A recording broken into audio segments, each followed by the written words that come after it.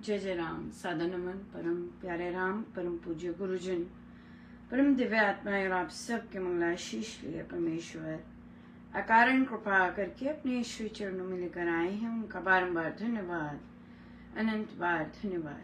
गुरुजनों की अकारण कृपा से वे हमें इस समय मन के रूपांतरण में लेकर आ रहे हैं। उनका अनंत बार धन्यवाद, बारंबार धन्यवाद, बारंबार धन्यवाद।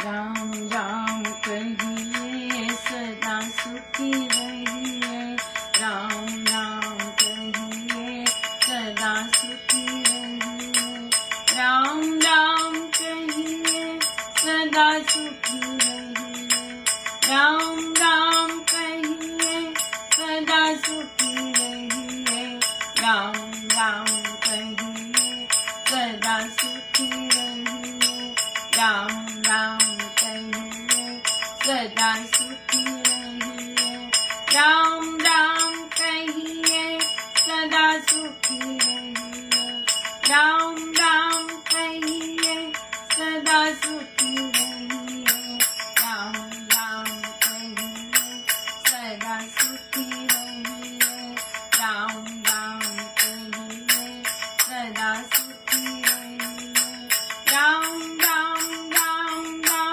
राम राम राम राम राम राम राम राम राम राम राम राम राम कहिए सदा सुखी रहिए, राम राम कहिए सदा सुखी रहिए, राम राम कहिए सदा सुखी रहिए, राम राम कहिए सदा सुखी रहिए।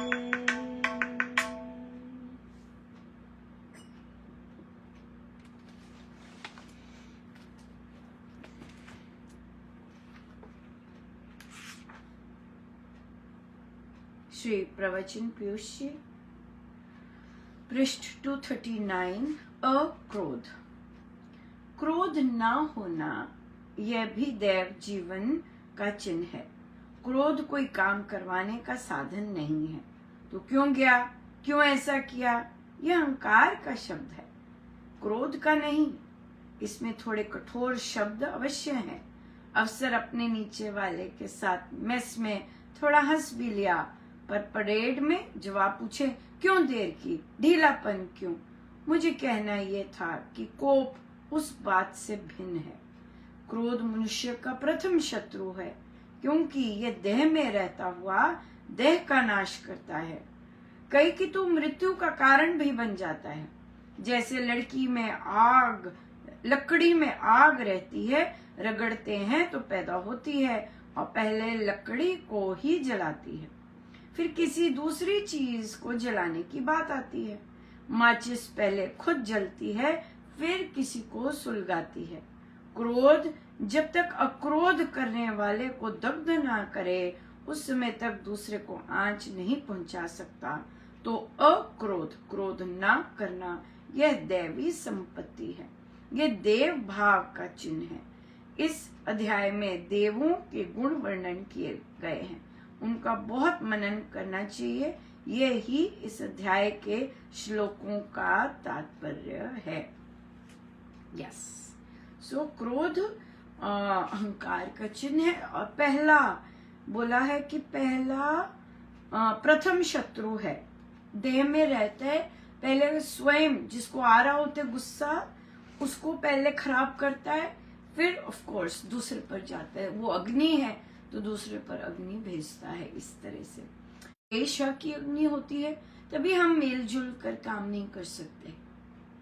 राइट, हम कहते हैं कि हमारे अंदर द्वेष है ना, द्वेष है कि हम अपना काम करते हैं, तुम लोग अपना काम करो, और अपने काम करने में भी अगर हम तुम्हें ओवरराइड करते हैं, ठीक है, हम अपना काम कर रहे हैं, हम मिलजुल के काम नहीं कर सकते। क्यों नहीं कर सकते? क्योंकि जहां राम नाम है वहां तो मेल बढ़ता है, जहां राम नाम है वहां तो मेल जोल करके कोई प्रॉब्लम नहीं आती। प्रॉब्लम आती है अहंकार की, प्रॉब्लम आती है लोक लाज की, प्रॉब्लम आती है देह अभिमान की। तभी हम मिलजुल कर काम नहीं कर सकते। एक साथ मिलकर एक श्री राम शरणम के बोर्ड के अंदर नहीं काम कर सकते, नहीं काम कर सकते, राइट? तुम अलग, तुम अलग, तुम अलग, तुम अलग, तो उसका बेस क्या हो गया? देह अभिमान, देह पर फोकस्ड है, राइट? जब तक देह से बाहर नहीं निकलते, जब तक आध्यात्मिक नहीं होते, तब तक क्या होता है? तब तक स्वार्थ के लिए हम लोगों से हाथ मिलाते हैं, बड़े बड़ों से, है ना, हाथ मिलाते हैं, जहां हमारी और ऊपर हो, हमारा औहदा और ऊपर हो, राइट? वहां स्वार्थ होता है। लेकिन हम सबसे नहीं मिला सकते हाथ, क्यों? क्योंकि हम देह अभिमान है हमारा, सिंपल बात है। Yes yes. तो ये जो चीजें अड़ी होती हैं ऐसी, वो अड़ी रहती हैं। वो जब तक हम उपासक का आंतरिक जीवन का एक एक शब्द का अभ्यास नहीं करते, तब तक वो नहीं जाती, या नहीं जाती। सो प्रश्न आया कि वासना जो है, स्पेशली काम वासना, जाप के समय क्यों उभरती है? नहीं, जाप के समय जरूरी नहीं उभरती, वही एक दिन में आपका खाली टाइम होता है, इसलिए उभरती है। राइट? आप सारा दिन बहुत बिजी हैं, बहुत व्यस्त हैं, हाँ, और जाप के समय अब आप ढीले होते हैं, अपने साथ बैठते हैं, तो अपने साथ जो आपकी प्रिय चीज है वो उभर के आ जाती है सामने, और वो है लस्ट, काम वासना आ जाती है, राइट? सारा दिन आपको होश नहीं होगी, काम है। और आप अगर नोटिस करेंगे, जब आपके खाली दिन होते हैं या जब आप काम में व्यस्त नहीं होते हैं, तब वो जो उभरती है वो आपके क्या कहते हैं, स्क्रॉल करने में आती जाती है। तो कैसे जाइए, राइट? कैसे जाइए चीज?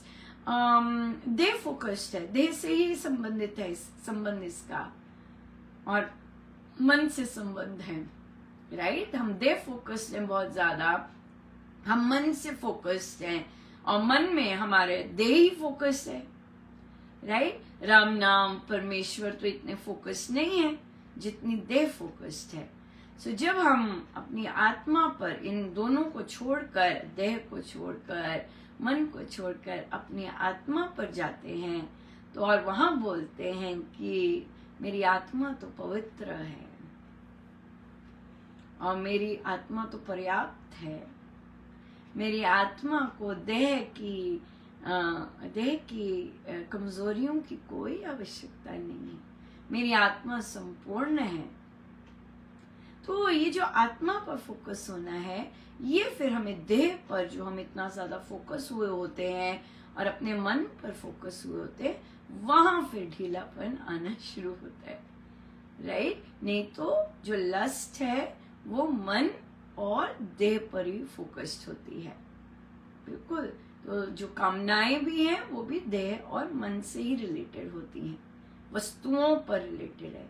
तो जब काम वासना बोलते हैं वो एक पर्टिकुलर शरीरों पर फोकस होती है, राइट? ये चीज हो जाती है।